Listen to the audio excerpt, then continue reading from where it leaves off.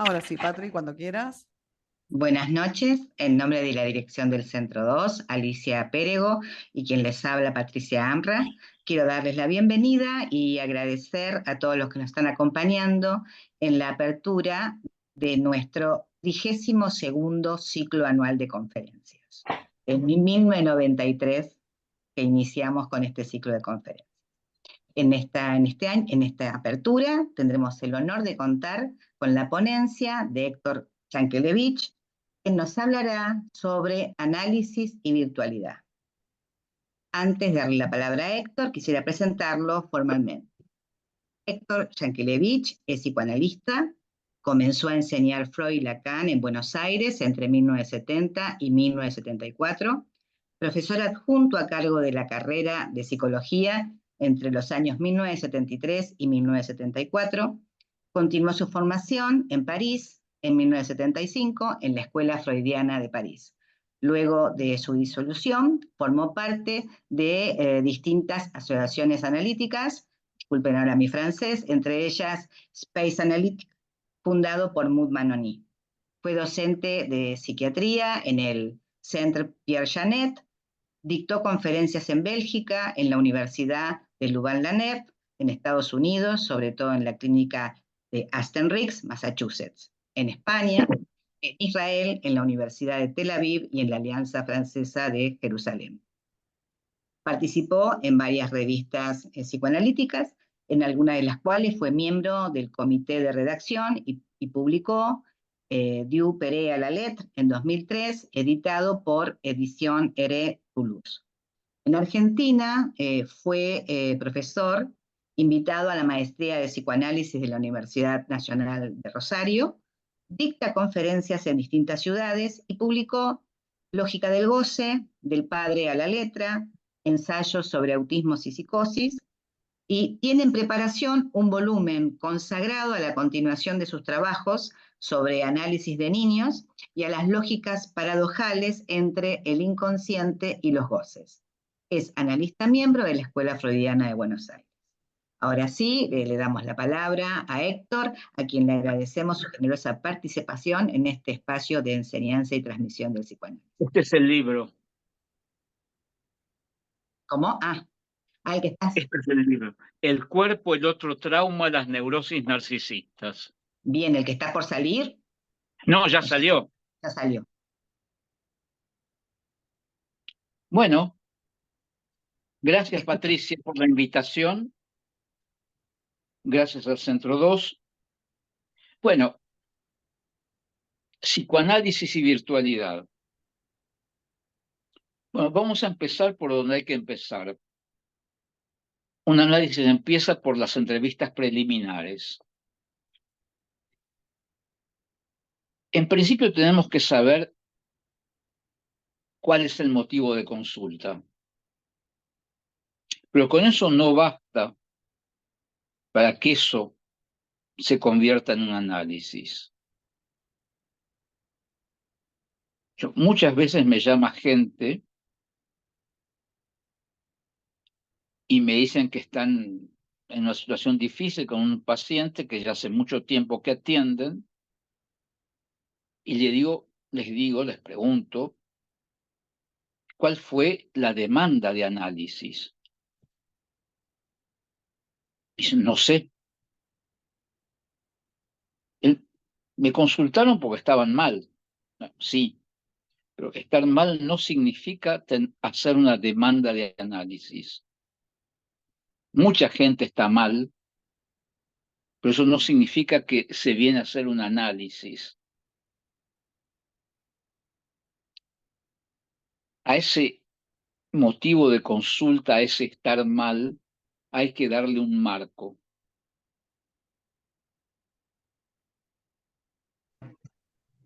El segundo punto es que tenemos que haber hecho un diagnóstico somero. Tenemos que estar más o menos seguros, más o menos, de si estamos en el campo de las neurosis o no. Por supuesto que muchas veces no lo sabemos, en cuyo caso tenemos que saber que vamos a tener que actuar con una cierta prudencia, que no nos va a abandonar,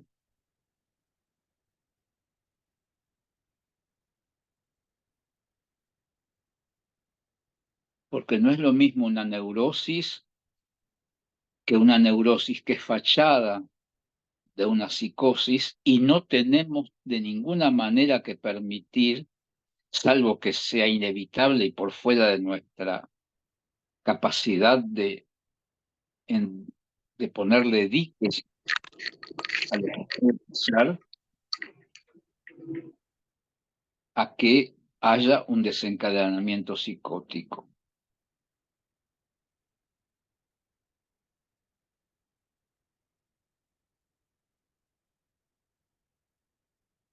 No va a ser lo mismo el análisis de una estructura con un falso anudamiento, con un error de nudo. No va a ser lo mismo un análisis que es posible de una psicosis, frente a frente o no, que el análisis de una neurosis. El objetivo va a ser distinto.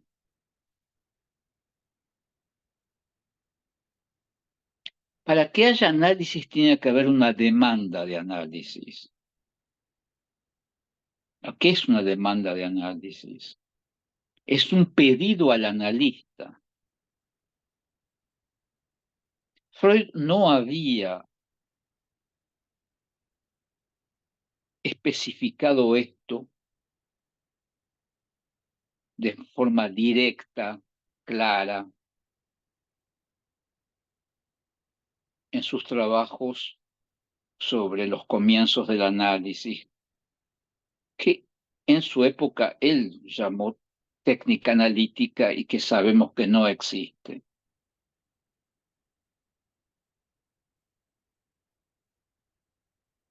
Una demanda de análisis es un pedido al analista. Es decir, muchas veces alumnos de Lacan preguntaban directamente por teléfono, ¿por qué quiere hacer un análisis? Directamente.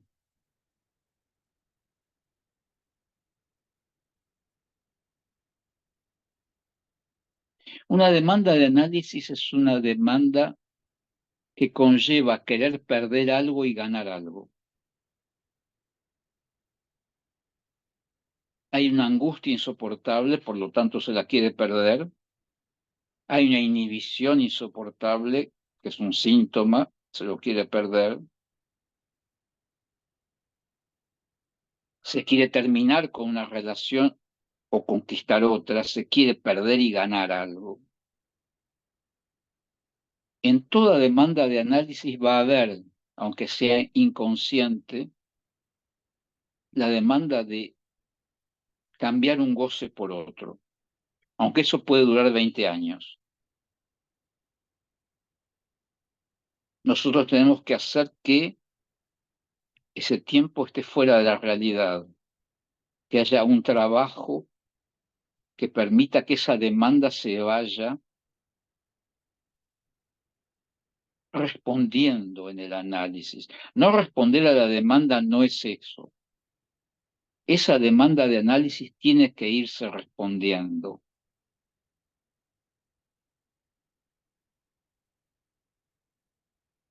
La no respuesta a la demanda es otro problema que no voy a entrar acá. Lo que yo les voy a decir hoy es que mi experiencia de análisis lacaniano es que la demanda de análisis se tiene que responder.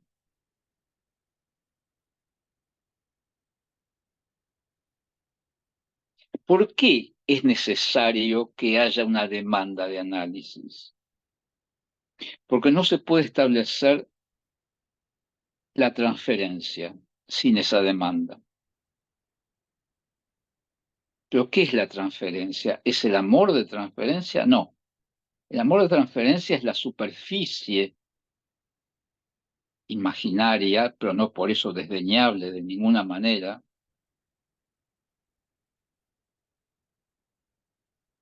de algo mucho más profundo que ya Freud había dicho escrito con todas las letras. Tiene una cuestión y lo rechazamos. Punto, se acabó. No estamos discutiendo el fondo. Ya está preparándose el programa que se viene. Tú entendés. Hay una interferencia. Sí, sí, ya está silenciado el micrófono, Héctor. Ok. Freud ya lo había dejado en claro. La transferencia son, en el vocabulario de Freud, representaciones inconscientes que el analizante giró, la palabra que él usa en alemán, al lugar del analista. Es decir, que el lugar del analista está hecho, está producido por la transferencia del paciente. Y esa transferencia, porque en castellano se dice transferencia a las dos cosas, a la transferencia de significantes y a la transferencia de dinero y a la transferencia de qué,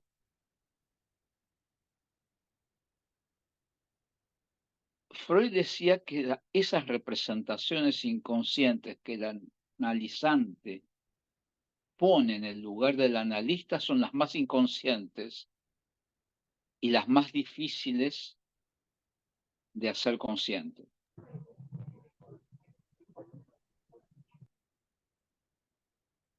Es decir, que el analista comienza el análisis gracias a una transferencia que lo deja a él en un lugar que él no sabe qué es lo que lo soporta.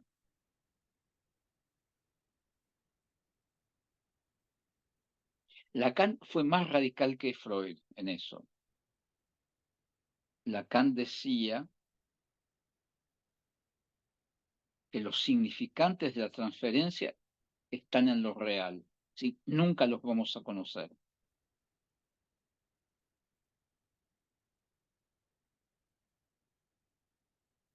Pues gracias a esa transferencia, porque hay una demanda, que va a poder haber un análisis. Y que el analista va a poder operar en el inconsciente del paciente.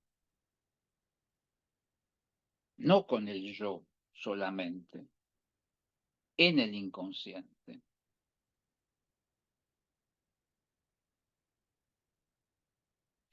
Es gracias a ese giro en la cuenta del analista que hay su posición de saber.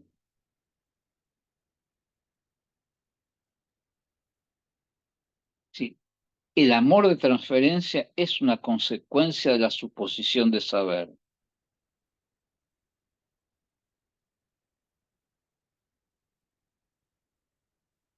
Por eso hay amor. Y en ese sentido, el amor de transferencia, como decía Freud, pero Lacan lo funda de otra manera, no se diferencia del amor tout court, del amor que se tienen dos personas en la vida. Porque el amor en la vida también tiene que ver con que yo supongo al otro que, ¿qué le supongo a alguien? ¿Para qué? Para amarlo. Es que enfrenta sus síntomas con un saber que yo no tengo. Y que por lo tanto, por ende, hay algo en eso en donde yo puedo saber sobre los míos.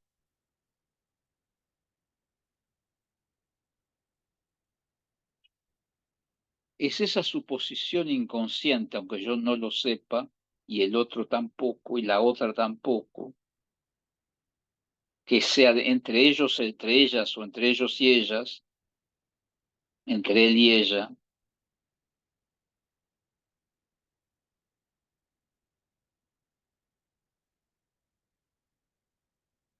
eso que puede llegar a llamarse idealización, pero debajo de la idealización Lo que hay es una suposición de saber.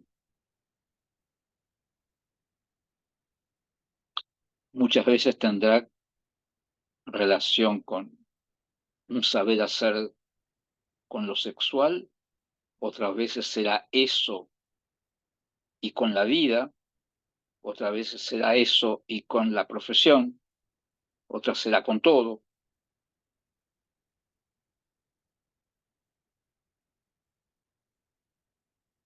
Unas veces será más puntual, otras veces más extenso.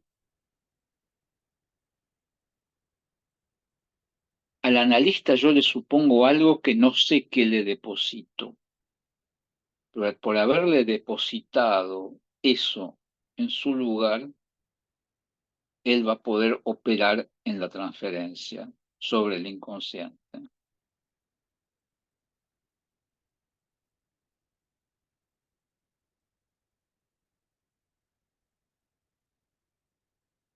Se va a situar allí donde lo sitúa la transferencia, pero no va a responder nunca desde ese lugar.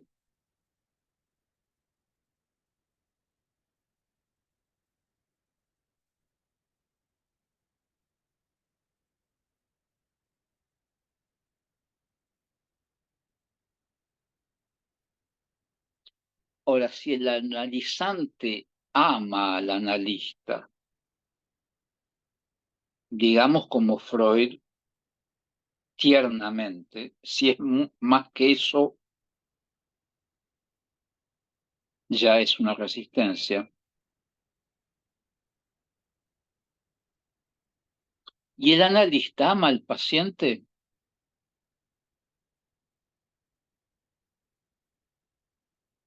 Pregunta difícil.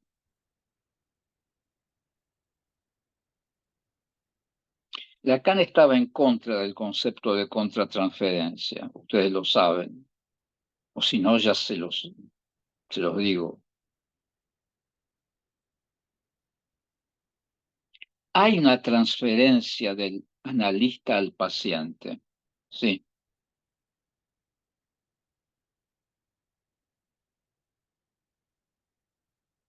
Y es absolutamente necesario que el analista sepa, antes de admitir a alguien en análisis, que quiere tener una aventura analítica con esa persona, hombre o mujer. Porque no sabe a dónde puede llevarlo.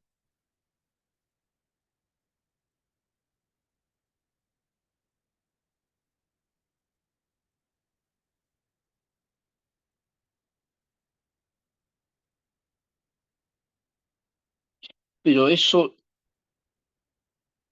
esa transferencia no es amor de transferencia,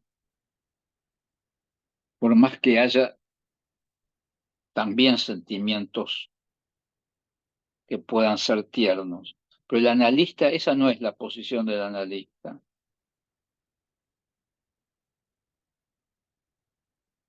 Para el analista, respecto del paciente, si la transferencia del paciente es positiva,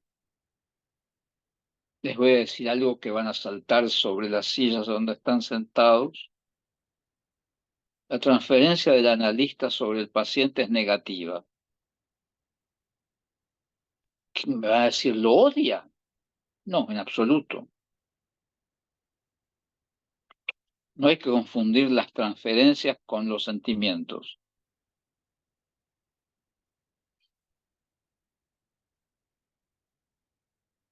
Lacan define alguna vez metafóricamente la transferencia negativa como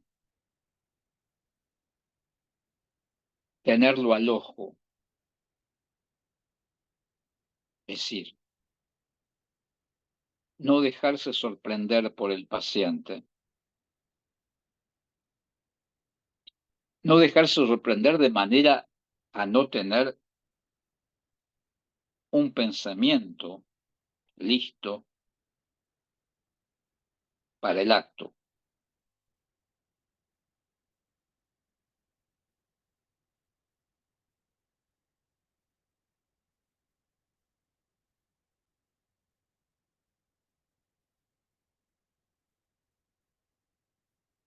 decir, no está entregado el analista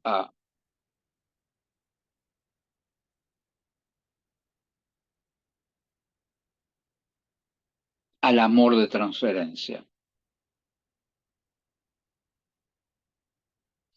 Es lo que hace a la disparidad subjetiva. No son iguales.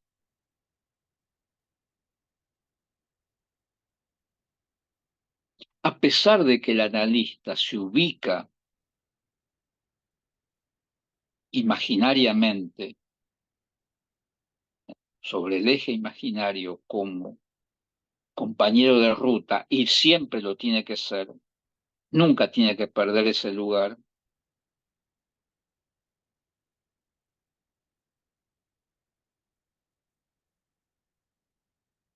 al mismo tiempo el analista tiene que hacer que el analizante trabaje, no ahorrarle trabajo.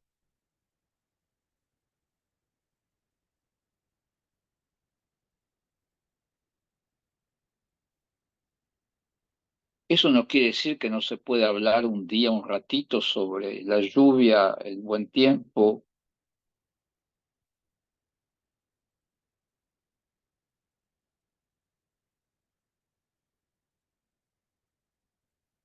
Eso da cuerpo a la transferencia imaginaria.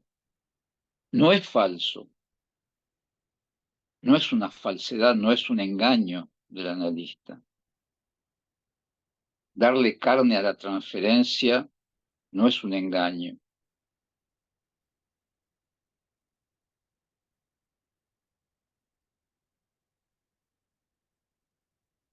Pero siempre tiene que quedar claro que hay uno que dirige.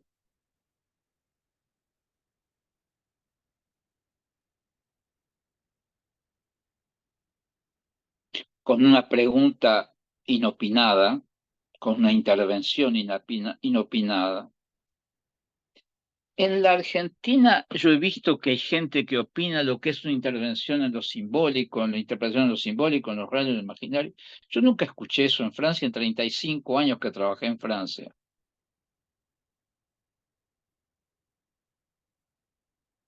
Y trabajé siempre con gente que habían sido pacientes y alumnos de Lacan directos.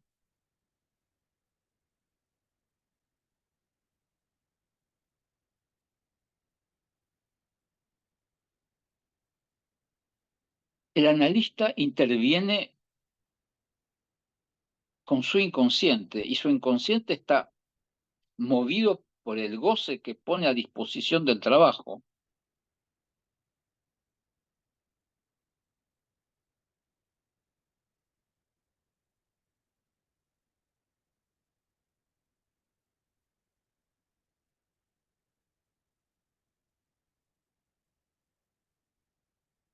Es un goce que sirve para el trabajo, es un goce que no hace gozar.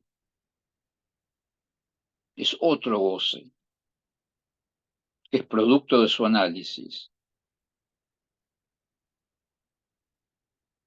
Y ese es otro goce que hace que el analista intervenga con su inconsciente.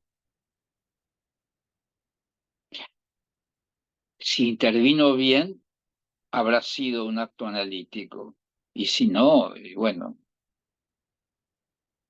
algo pasará en la transferencia o no.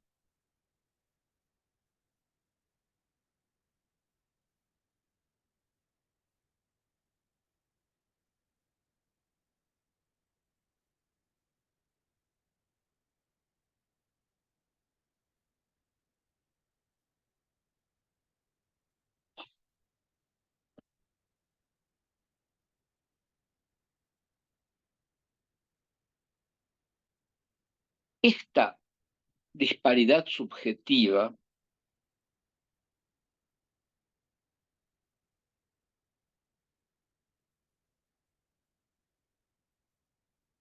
se tiene que lograr usando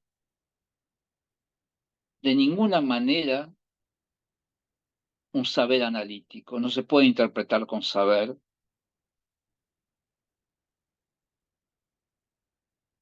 Se interpreta usando el cuerpo, como el cuerpo. No, uno está sentado, sí, pero el cuerpo lo mueve, respira, mueve las piernas y usa distintos tonos de voz.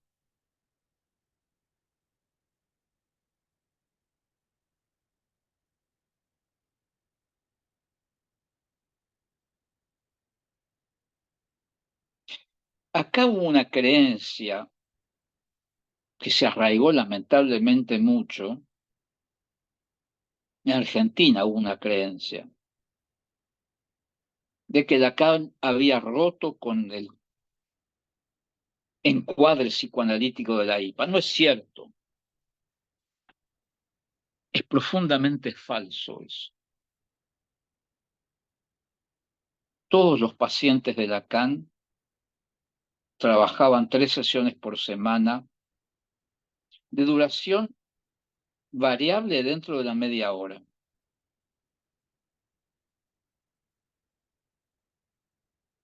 25, 32, 20, 32, 20, 21, 25, 30, buscando el corte, pero dando tiempo al trabajo.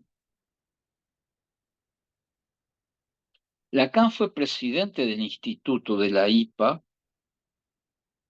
ya en 1945, y fueron las proposiciones de Lacan en el 53 las que ganaron de reforma, no solo del instituto, sino también de la admisión de miembros en la Sociedad Psicoanalítica de París, fueron rechazados y ahí se hizo la decisión del 53.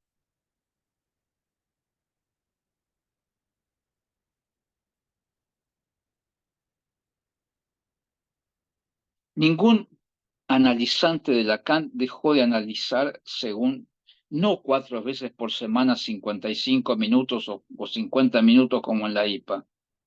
No, media hora y por lo menos 3 veces por semana. Raro alguien que aceptara por menos de 3 veces por semana. Y estoy hablando de los lacanianos. Tanto como los que se volvieron a la IPA y siguieron siendo lacanianos dentro de la IPA. Porque las cosas que Lacan les había enseñado las aplicaron todos. ¿Por qué se fueron y estaban en transferencia negativa con Lacan? Lacan en parte la había producido él. No es en una conferencia como esta de hoy que les voy a contar las intimidades que en 35 años de amistad con pacientes de Lacan me fueron contando. Pero Lacan fue en parte consciente, en parte adrede, en parte inconscientemente autor de esa transferencia negativa de algunos de sus alumnos.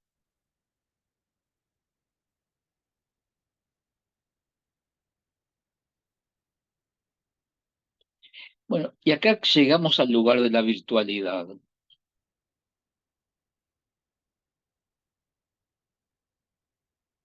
Yo solo enseño sobre lo que practico y a partir de lo que practico. ¿Tengo sesiones virtuales? Sí. ¿Acepto que todo un análisis sea virtual? No.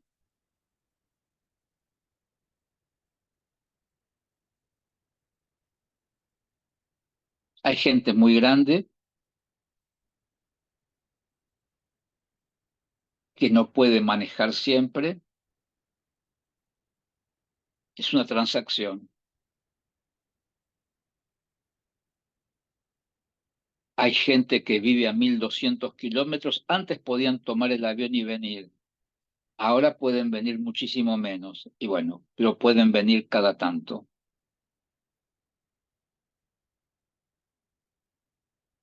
Cuando tomo a alguien que vive a 1.200 kilómetros, le pongo la condición de que va a tener que venir. En auto, en avión, en tren, como fuere, pero va a tener que tener sesiones cada tanto en mi consultorio.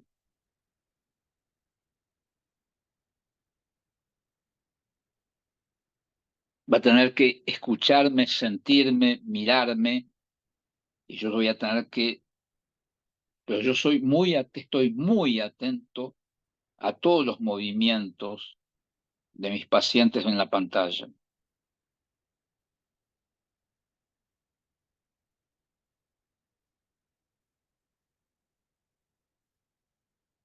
Y las mujeres, si se maquillan o no se maquillan o cómo se maquillan, hasta que alguna vez he dicho no te maquilles para las sesiones, después,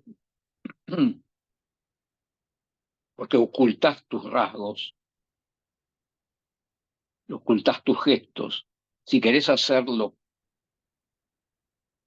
en sociedad, hacelo. No te queda bien para mí, pero bueno. Pero en sesión no me ocultes tus rasgos, ni los movimientos que tenés, los movimientos faciales que tenés. Efectivamente, tiene 40, algo así, y tiene todavía movimientos faciales de adolescente, de mujer joven, tanto de tristeza como de alegría, que con el maquillaje no se ven. El maquillaje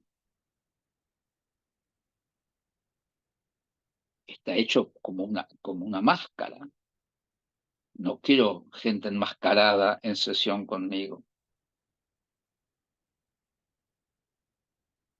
Pero por supuesto que es mucho más hermosa sin ese bleque que se pone encima, por más que lo sea excelente como maquillándose.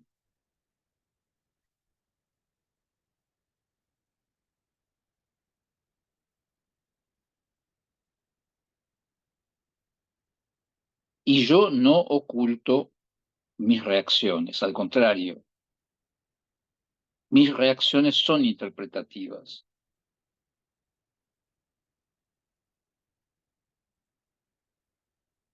A menos de que no quiera, porque es una situación muy delicada, no quiera dar ningún signo de mi parte sobre algo que esté pasando.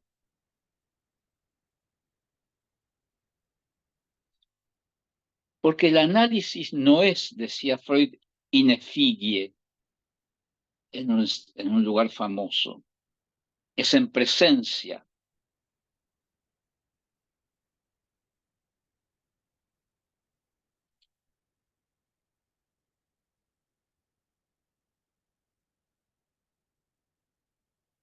Winnicott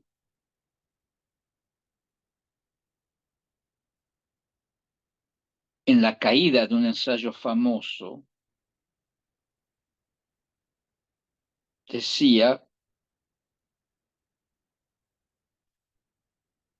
y Lacan había leído todo Winnicott en inglés, todo, conocía puntos y comas de Winnicott, hasta conocía cosas que yo no conocía de Winnicott, las encontré en Lacan, que no las nombraba, o no lo nombraba, después las encontré. Y en el acto analítico dice que él pudo remodelar, crear su concepto de objeto A más allá del objeto de pulsión de Freud, gracias al objeto transicional de Winnicott. Winnicott decía que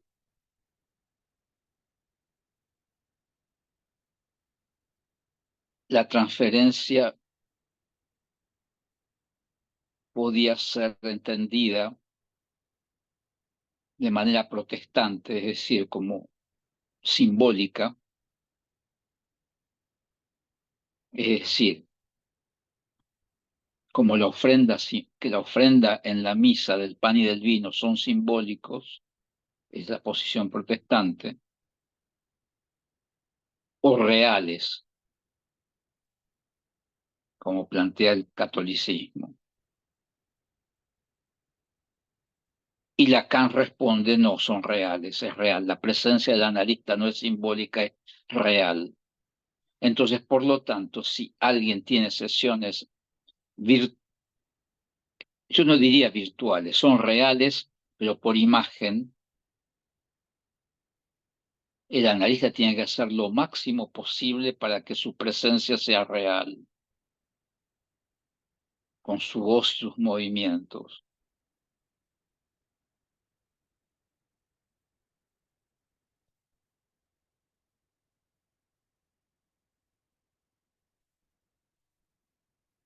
Es necesario que el paciente venga al consultorio.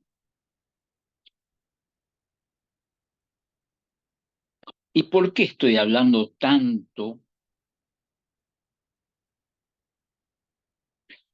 del rostro, de los gestos del analista? ¿Son de la subjetividad del analista? No. Acá voy a introducir un concepto que creo que se tradujo mal al castellano. Estoy seguro que se tradujo mal. El concepto de semblant y semblant de A. Lo digo en francés porque no tiene sentido traducirlo, porque en francés no es una palabra de la lengua francesa, semblant. Lo que usa la palabra semblant es francesa, pero el uso que le da Lacan no tiene significado en francés.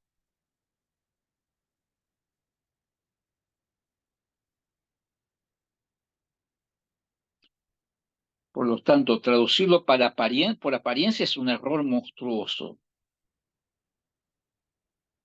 No es una apariencia porque apariencia es lo contrario de la esencia. Acá no se trata ni de apariencia ni de esencia. Semblante tampoco. Y el analista en posición de semblante de A, es decir, mantenerse impertérrito, es todo lo contrario de lo que hacía Lacan. No existe el semblante del analista como impertérrito. Eso es una de las posibilidades. Semblant de A quiere decir, primero, semblant, de un discurso que no fuera del semblant, Lacan dice que semblant es significante.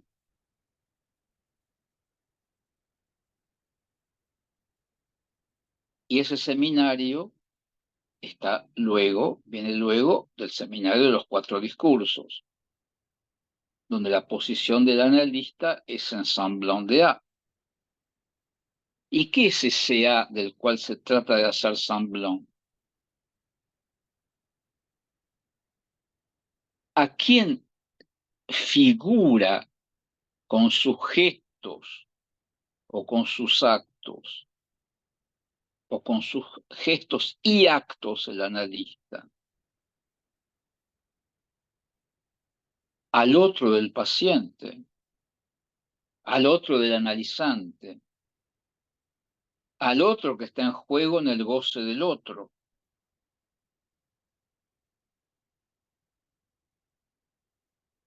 O bien hacer todo lo contrario de lo que hizo el otro.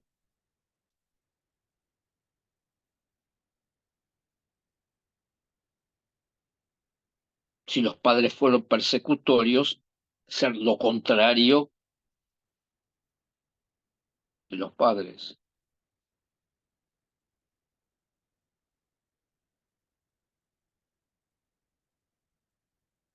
Hoy una paciente me dice, este fin de semana me estuve dando con el silicio. Saben lo que es, ¿no? Son las cuerdas con que los monjes se golpeaban. Es decir, tenía pensamientos de culpabilización. Y yo, ¿no tenés por ahí cerca una orden de clausura? ¿Por qué no vas y pedís entrar a una orden de clausura? Listo, se terminó la evocación dolorosa del fin de semana que había pasado. ¿Hay carmelitas descalzas cerca de tu casa? Sí. Bueno, eso es una orden de clausura y de silencio.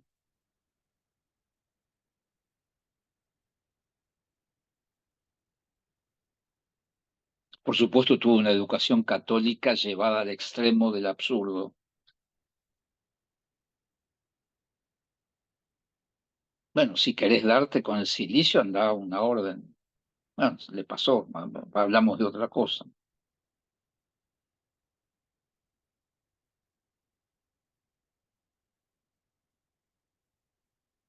En realidad, la persecución que sentía de parte de un exnovio, etcétera, es su madre. Una madre realmente perseguidora en su infancia y adolescencia.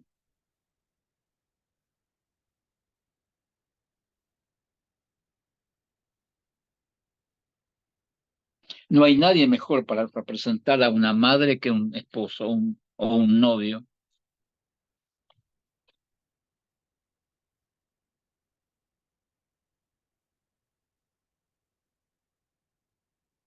¿Y por qué el analista se pone en ese lugar de Semblant de A? Que es algo nuevo en la historia del psicoanálisis, que Lacan siempre hizo porque tardó en teorizar,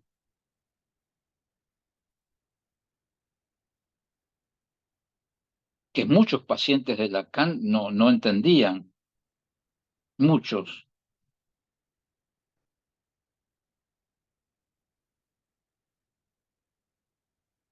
¿De qué se trata? ¿De por qué Lacan trataba de reproducir? Yo también lo tuve mi cuota de eso de Semblant de A en mi análisis.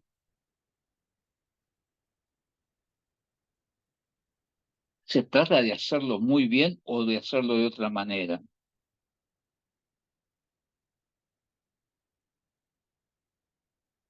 Cada uno de los analistas, pacientes de Lacan, analizantes de Lacan y promovidos por él a ser analistas de escuela, yo encontré distintas maneras de hacer Semblant de A.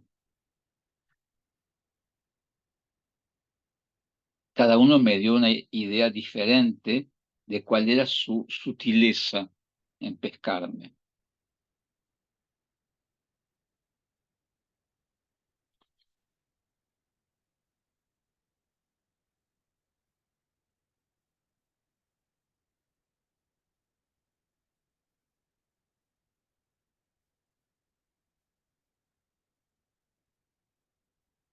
Lo que se trata es de hacer producir significantes nuevos y eso representa un cambio en el goce, porque el goce del otro no tiene relación con la palabra y el lenguaje. En cambio, sí el goce fálico. Goce fálico no es goce sexual solamente. Goce fálico es eminentemente un goce referido a la palabra y el lenguaje.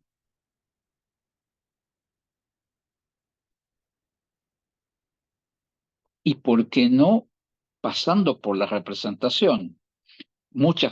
Tres pacientes mías en análisis se hicieron pintoras e hicieron exposiciones de pintura. ¿Fue su ocupación principal? No, pero el trabajo analítico les produjo la necesidad imperiosa de tomar el pincel.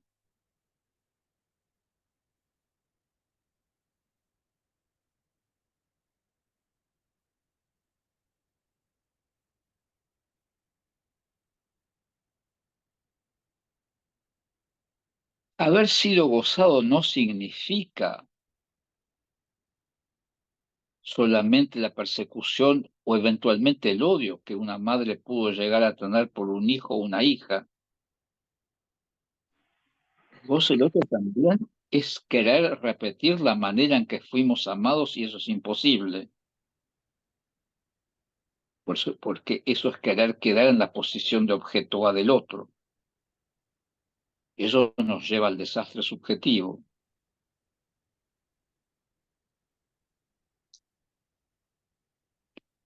Para todo eso se necesita fuerza.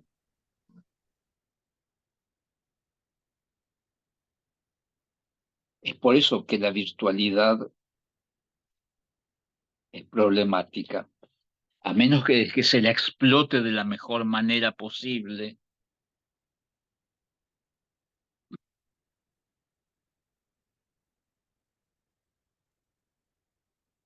Tampoco el análisis lacaniano es hacer juegos de palabras o enigmas. Jamás un analista lacaniano en Francia hace un juego de palabras.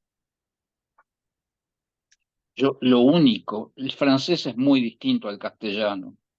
Uno escucha todo el tiempo distintas significaciones en una frase. Hay un diario de izquierda, el diario de izquierda de París, se hizo famoso, entre otras cosas, porque desde que se fundó, gracias a Sartre, tuvo muchas orientaciones. La orientación de ahora no es la orientación de 1980, pasaron 40 años, 44 años, no tiene nada que ver.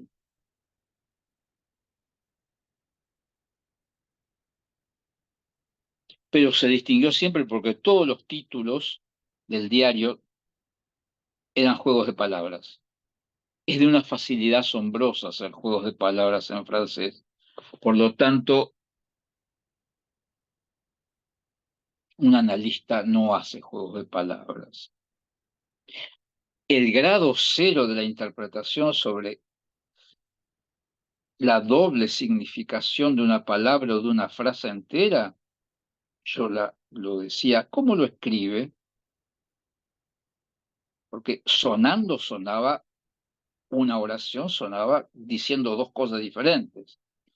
Pero H's mudas y condensaciones, es decir, liaison en francés entre palabras, de repente hacían que las palabras que podían formar la frase eran distintas. Y ahí se abría otro camino, pero nunca hacer yo el juego de palabras. A mí nunca me lo hicieron.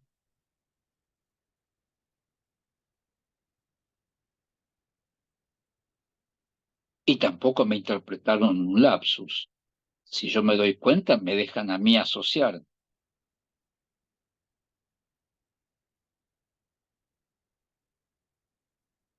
Una interpretación no va sobre aquello que es obvio. Lo más que se puede hacer es el analizante que volverá sobre el lapsus.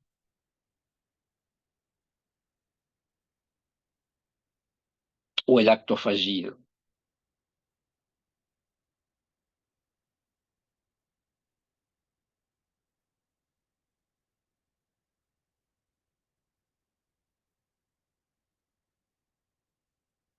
¿Es enigmático el análisis? Sí, pero es la naturaleza misma del análisis ser enigmático. Porque es el trabajo del paciente, del analizante, producir todos los significantes necesarios para empezar a clarificar su posición. Y el analista lo que tiene que hacer es dar el toque para que esos significantes formen una figura.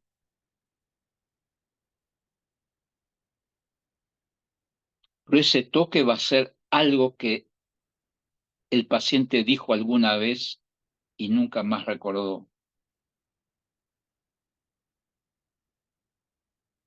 El analista puede decir muchas cosas que el paciente no dijo, pero esas no son las verdaderas interpretaciones.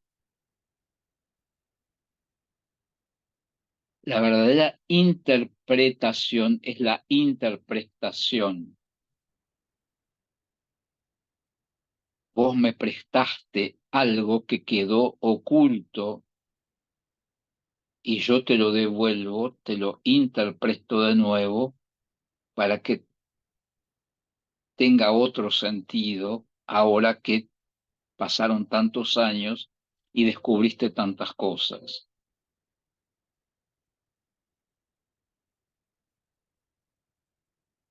Y la otra ley del análisis, porque es una ley, ¿cuál es la dirección de la cura? No está en el artículo de los escritos la dirección de la cura. Aparte, por Dios, está tan mal tan mal traducido ese volumen de los escritos.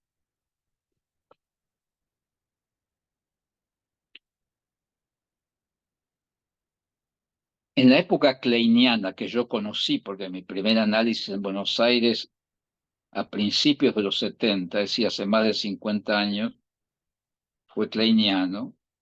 Los analistas kleinianos, los verdaderos analistas kleinianos, leían a Klein en inglés y controlaban con Klein o con Rosenfeld en inglés.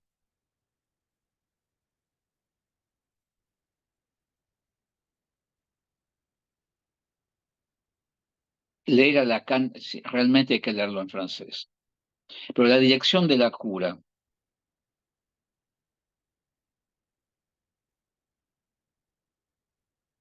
La dirección de la cura de un análisis, ¿cuál es?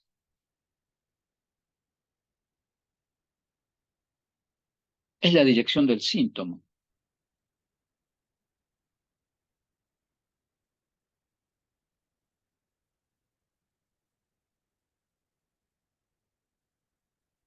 ¿Cómo? Me dirán. Y sí, no se puede detener al síntoma. Es el síntoma el que mueve al paciente. Y es el síntoma el que tiene escondidos, ocultos en sí mismo, los tiene apretados, apretujados, los tiene entremezclados unos con otros, como vagones de tren que están metidos unos dentro de otros. Los significantes más ricos del sujeto.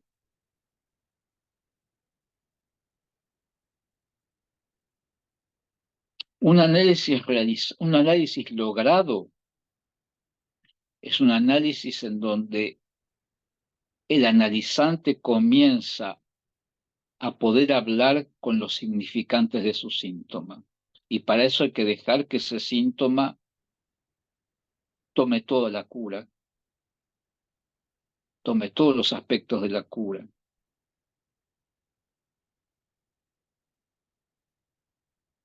Y de la evidencia que tenía para el paciente, esa evidencia se convierta en un problema.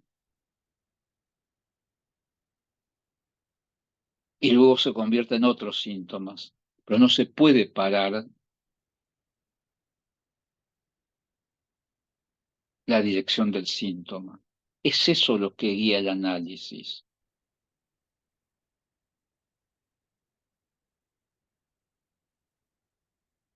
Ustedes me dirán, pero si alguien quiere suicidarse, no, eso no es un síntoma.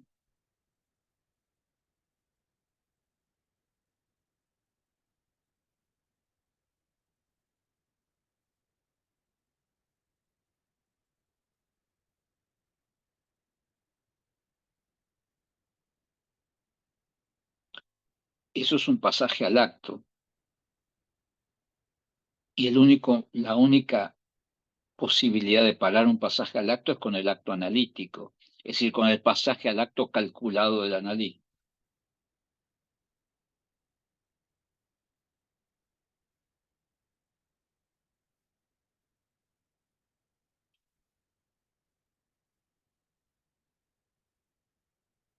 Tuve un penalista conocido en Francia como paciente, extremadamente certero como abogado.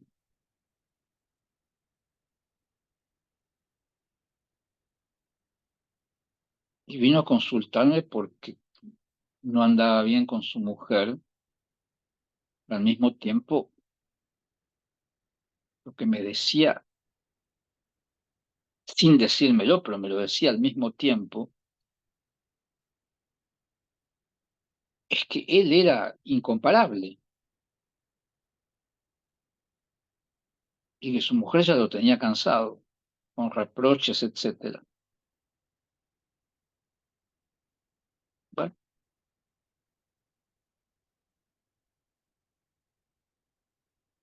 pasó un año, pasó dos, empezó el divorcio y de repente me dijo, doctor, me estoy cayendo en un pozo sin fondo. Yo le había dicho que tuviera mucho cuidado por el impacto que tenía el divorcio sobre sus hijos, que todavía eran chicos, no pequeñitos, pero chicos, y con el malestar de la mujer.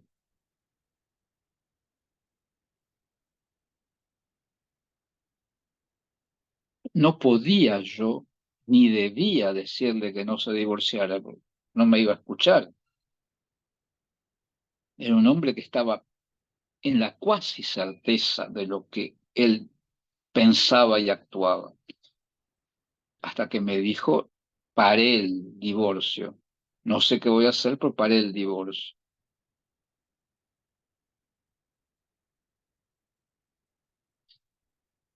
Y le dije solamente, era alguien que me decía, yo no tengo miedo de nada ni de nadie. Un hombre culto de la alta sociedad, etcétera.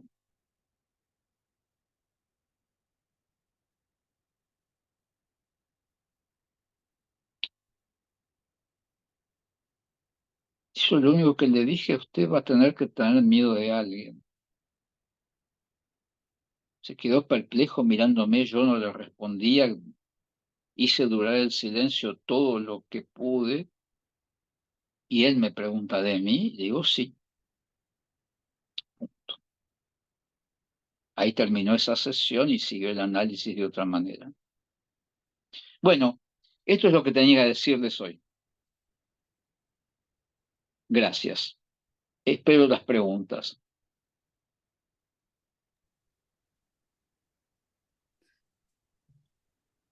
Bueno, aquel que quiera realizar alguna pregunta simplemente activa su micrófono, que lo puede hacer manualmente, y hace la consulta que quiera.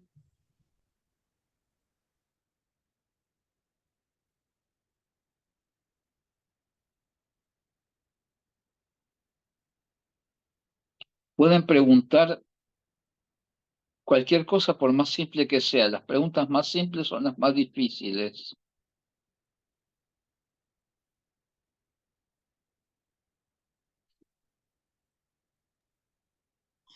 Buenas noches, Héctor, ¿cómo estás? Soy María Fernanda Massa. Bien, hubo unas perlitas que me parece, bueno, muy interesante todo y unas perlitas que me parecieron muy importantes también en la transmisión, te la agradezco. Me parecía interesante la clínica, el caso, el que vos comentabas recién, y se corta un poquito, entonces me perdí por ahí alguna palabra y no comprendí muy bien eh, la última parte del caso clínico que presentaste, la viñeta, de la viñetita que tiraste al final. Sí, Dije solamente que, más. ¿Cómo? dije una cosa muy simple, que alguien muy llevado por la vida a tener una enorme confianza en sí mismo, Claro, gran abogado, se cansa de los reproches de la mujer y no entiende que los reproches de la mujer, que estaban mal dirigidos, por otro lado, es decir, ambos son responsables de la cosa, pero se cansa y pone una demanda de divorcio. Y su autoridad en el foro era tal que evidentemente consigue una abogada que... Y eso provoca una catástrofe en la mujer. Y aparte cree que descubre que la mujer le fue infiel. Él le fue infiel a la mujer, pero eso no cuenta, lo que cuenta es la infidelidad de la mujer. La infidelidad supuesta, porque para mí no estaba probado lo que él había creído descubrir. Es muy difícil probar una infidelidad, hay que mandar a un detective privado que saque fotos, en fin, es una cosa muy asquerosa. Y hoy en día no es necesario en los países europeos para hacer un divorcio, basta un divorcio por consentimiento mutuo. No hay que dar ninguna explicación de nada para divorciarse.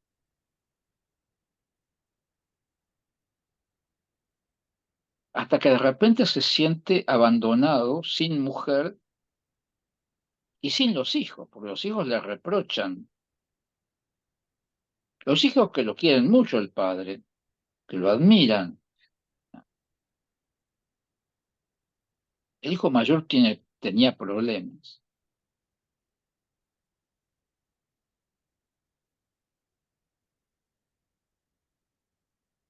Hasta el momento que me dice que está muy deprimido, que está tomando, que le pidió su psiquiatra, está tomando algunas cosas muy simples, no nada. Yo no dejo que un paciente tome medicación sin que yo estaba tomando unas gotas para dormir, pero no dormía bien. Y una vez me dice, sí, yo la deseo a mi mujer de modo salvaje, animal, me dice. La confesión de parte, relevo de prueba, doctor, pienso yo. Sí, en francés es maître, no se dice doctor al abogado en Francia. Sí que no desea a otras mujeres, pero aparte no ve a amigos, etcétera, se encierra en su torre de cristal.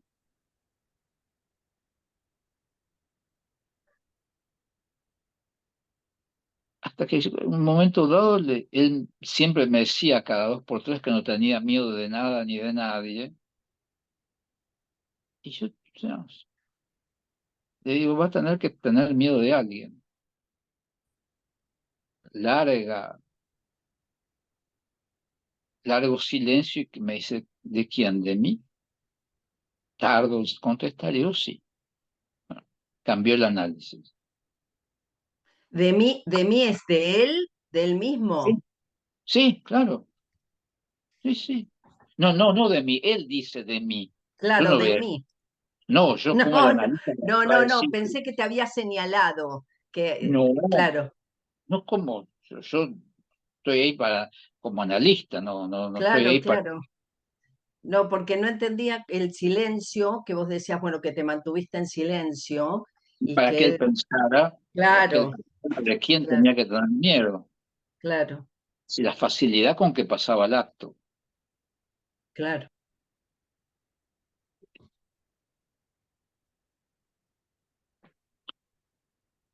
facilidad que le venía de su doble apellido, de sus orígenes, etcétera, bueno.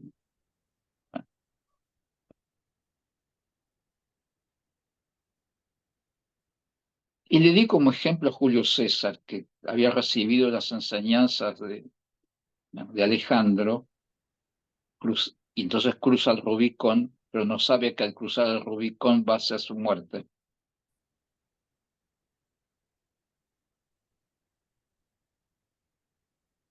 Él me repite el latinazgo, alia y acta es. Sí, le digo, sí.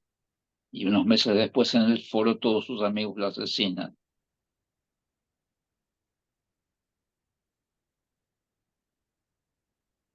Sí, en el Senado, no en el foro. Bueno, esto, ¿no? El problema es a que alguien siga en su síntoma todo lo que sea necesario.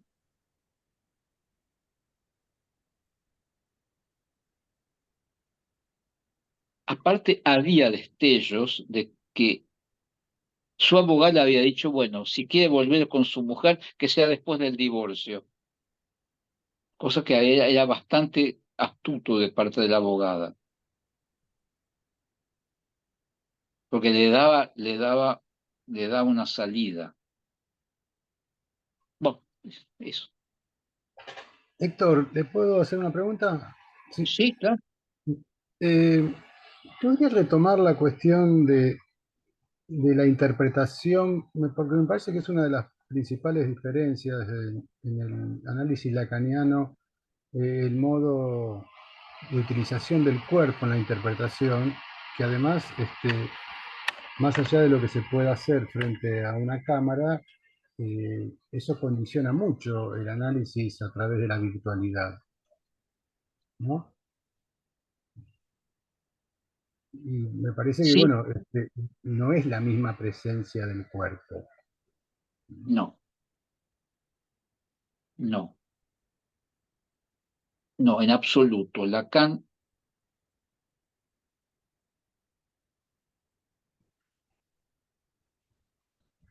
primero eso tiene que ver con que era histérico. Es decir, que tenía una gran facilidad para ponerse en escena.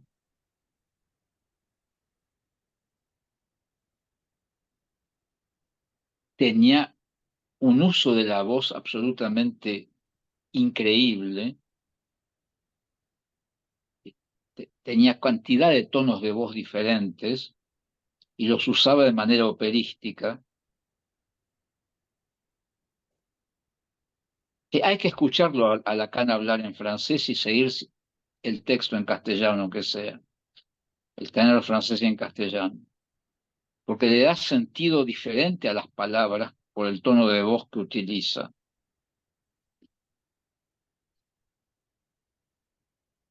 Para mí la voz de Lacan era la guía de lo que quería decir, no solamente el sentido de las palabras, sino la voz que utilizaba, el tono de voz.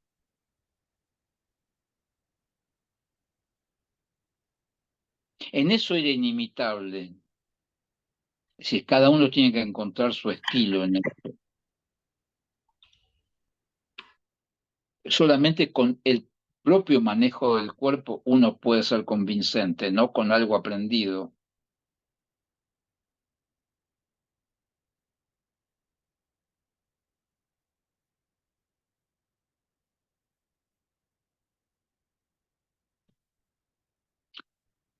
El manejo del cuerpo es interpretativo.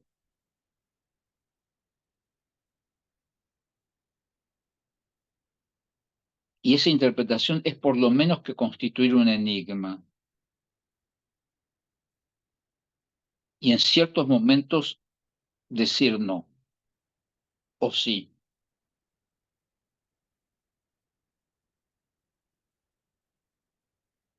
o por qué no.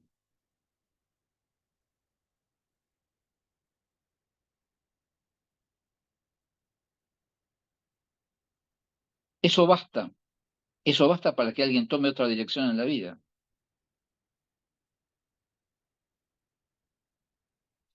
No se le explica a nadie lo que le pasa y por qué le pasa, por qué no le pasa. Si la defensa, como se hacía en los análisis post-freudianos o kleinianos, y usted tiene miedo de esto porque lo otro, entonces usted, bla, bla, bla, la defensa, la pulsión y el deseo. Lacan decía que esos analistas eran filósofos, hacían filosofía. No, el análisis es producir efectos. Si llegar al inconsciente no se le habla, se interviene en el inconsciente. Al sujeto del inconsciente no se le habla, se lo escucha y se interviene ahí.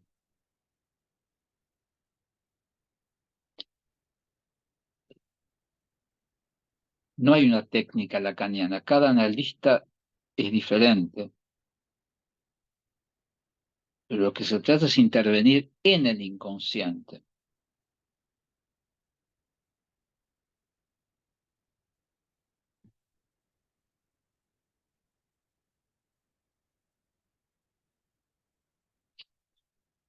La interpretación freudiana cambió en Freud. La primera palabra que Freud usó para interpretación quiere decir esclarecimiento, era explicación. Deutung es la primera palabra alemana que usa Freud para interpretación. Deutung. Deutung tiene la misma raíz que la palabra Deutsch, alemán.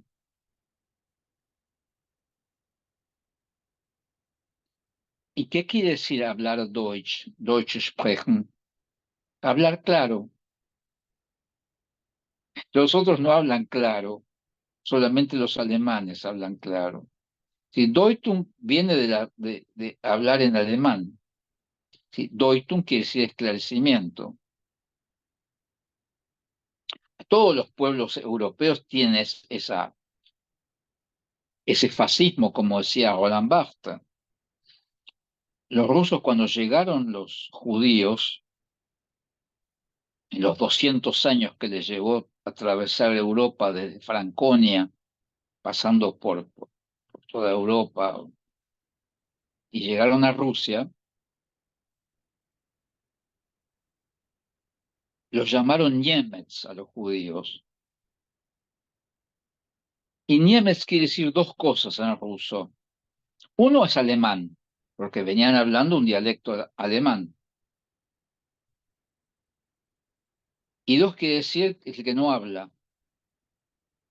Sí, el que no habla ruso. Entonces, un apellido común entre los judíos fue Niemets, alemán.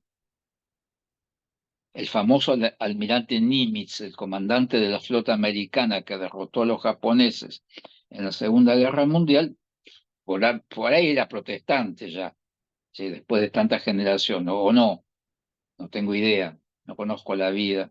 Pero Nimitz es Niemets, es alemán en ruso, es decir, judío. Otro apellido común de los judíos que llegaron a Rusia era Ponieman, el hombre que no habla.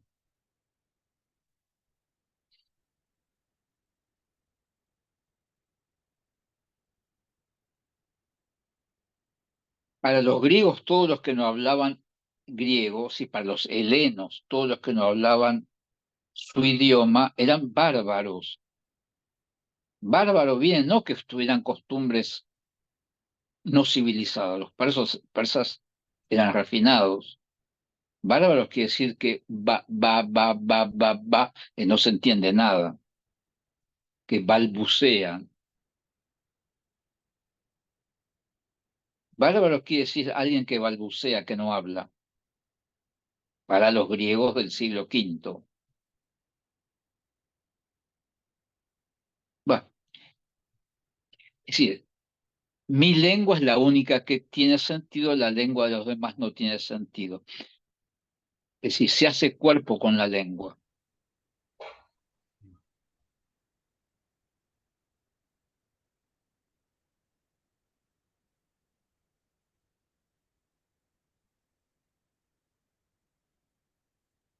Lacan solía romper el discurso en francés, aparte que rompía el discurso permanentemente en francés.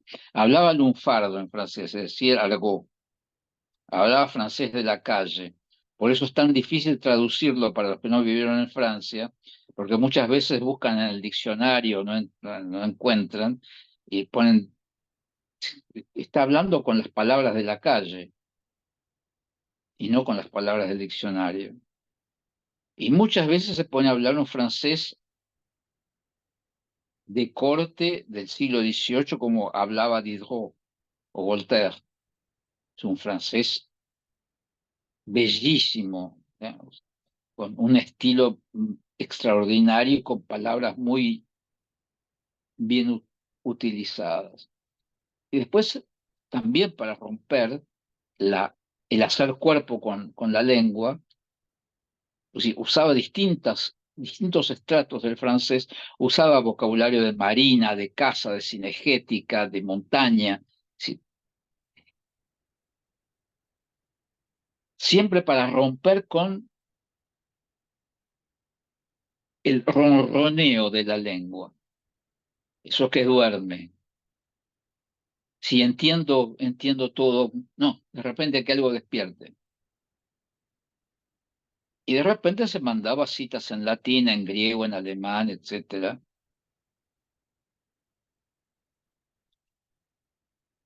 Pero quiere decir que esas citas ocupan un lugar de corte.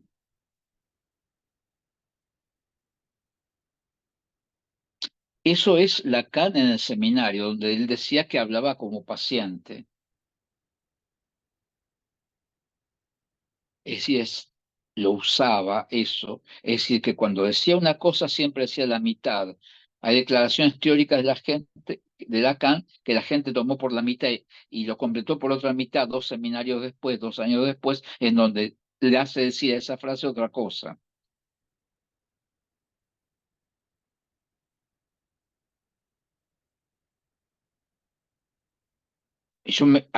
A mí me hacía reír mucho Lacan. En el 76 había dicho, el psicoanálisis se transmite con el matema, sí, sin pérdida. Todos los alumnos de Lacan, los jóvenes sobre todo, haciendo matemas y explicando por qué la transmisión del psicoanálisis es matémica. 2 años después, en la jornada sobre la psicosis, estaba ahí, lo estaba mirando a Lacan y dice,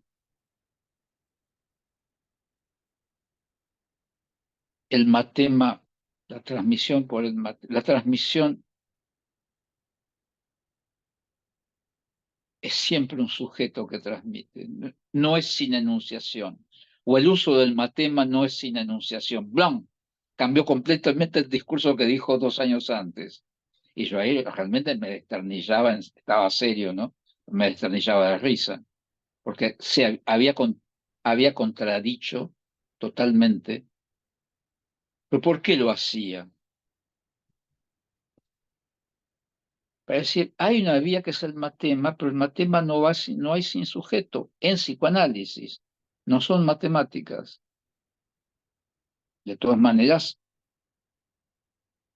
él había mostrado que la ciencia no es forclusión del sujeto.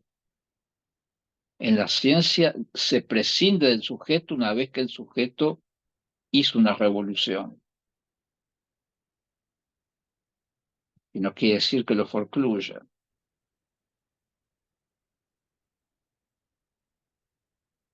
Si todas esas cosas son cosas que hay que ir armando.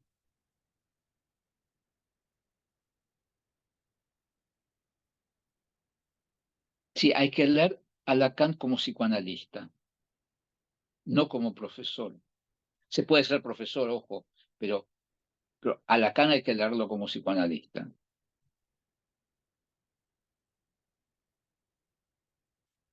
El psicoanálisis es un conjunto de antinomias y de paradojas. Él, en lugar de decirlo, lo actuaba. Llevaba, un barco no se puede llevar de un punto a otro con el timón quieto. ¿Sí? Hay que moverlo izquierda a derecha para que el barco navegue.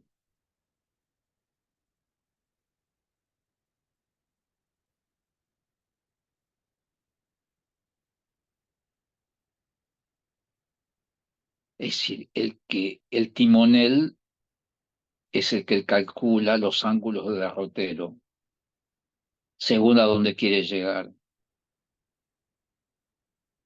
Bueno, es eso. Sí, Lacan interpreta. Él muestra que los conceptos analíticos no son conceptos.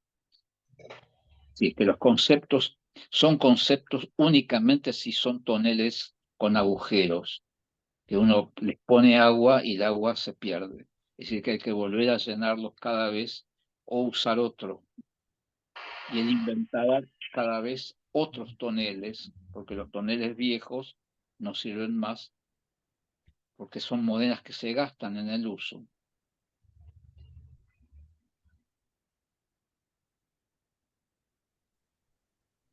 Ok. Gracias.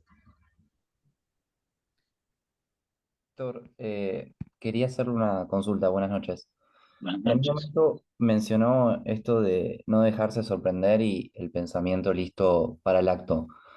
Eh, si ocurre la sorpresa, un poco se Sí, podría, si ocurre la sorpresa del acto o- o no está ese pensamiento listo para el acto, ¿podría decirse que el analista no acudió o a la cita o qué es lo que se puede llegar a dar y qué riesgo eh, tiene esto de tenerlo al ojo al analizante? no hay ningún riesgo en tenerlo al ojo. Es para correr menos riesgos.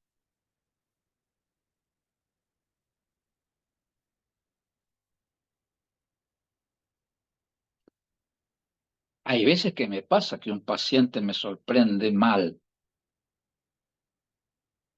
Y bueno, ahí calculo cuál es la mejor de todas las es la mejor de todas las peores posibilidades.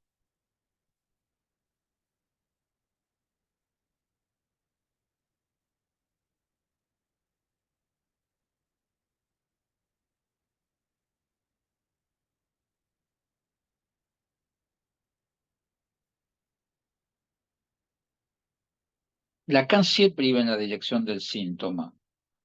Alguna vez alguien se cansaba y dejaba de ir. En cuanto alguien no venía, a pesar de que Lacan recibía 100 personas por día, por lo menos en mi época, Lacan le mandaba no un telegrama, sino un invento parisino, que después se terminó, que era un neumático. Es decir, todas las sucursales de correos estaban interconectadas por tubos donde se mandaban pequeñas esquelas manuscritas en un sobrecito y se las mandaba por aire de una sucursal a otra, y un cadete las llevaba de la sucursal de correo más cercana a la del paciente que no había ido, y tenía a las pocas horas el neumático, se llamaba, si la esquela de Lacan, ma chère, mi estimada, eh, la espero vuelva, una cosa así.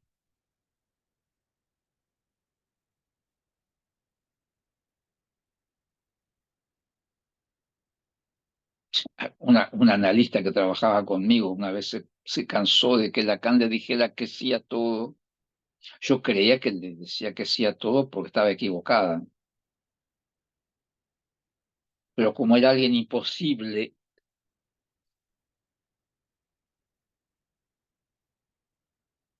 de volver sobre lo que ella creía, Lacan le decía que sí. Y se fue. Bueno, sigue siendo algo que cree absolutamente todo lo que piensa como certeza esta chica,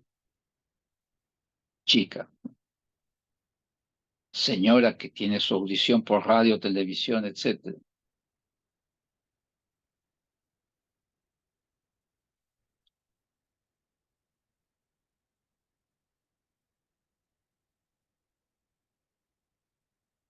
No hay posibilidades de que uno no se equivoque o no, o de que un cálculo no ande,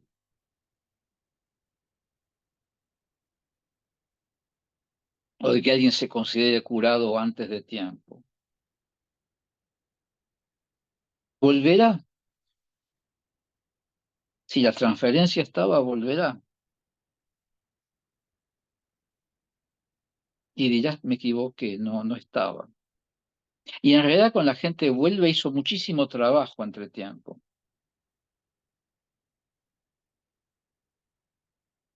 Acá me escriben muchas cosas, pero yo mientras hablo no puedo leer los mensajes. La gente que me escribe, gracias, pero yo no puedo leer al mismo tiempo que hablo. No me da la velocidad de lectura sobre el texto que aparece abajo en mi celular. No lo veo un texto, pero no es suficiente No te para que preocupes, pueda Héctor, leer. yo ahora te leo los mensajes que son de Ok, agradecimiento y de... ok, ok. Los veo, pero no puedo leerlos. Bueno, Bueno, te leo léeme. los mensajes. Bueno, mil gracias, Héctor, gracias Centro 2 por esta propuesta. Diana Segurola, la licenciada Diana Segurola, excelente exposición. Muchas gracias, Héctor, muy inspiradora. Y Carolina Prato, lo mismo, gracias, Héctor. Siempre nos das, y me escribieron otro mensaje, se me corrió, siempre nos das nuevas lecturas con una lógica tan rigurosa. Marcela Yunta, excelente conferencia. Y hasta ahí los mensajes. Bueno, ¿tenemos más tiempo o no? Ustedes son los que dan el tiempo. O 1 hora y media me habían dicho, ¿no? Así que estaríamos ya en la hora. Estaríamos en tiempo, exactamente. Bueno, si estamos en tiempo, muchas gracias a todos por las preguntas y muchas gracias al Centro 2 por la invitación y a Patricia Hamra. Bueno, muchísimas gracias a vos, te agradecemos mucho y bueno, muchas gracias a todos los que participaron. También les cuento que en unos días se va a subir al canal de YouTube de Centro 2, así que si quieren volver a ver la conferencia lo pueden hacer. Así que muchas gracias a todos. Muchas gracias, Héctor, un gusto. Buenas noches, Muchas gracias, Laura. gracias a todos.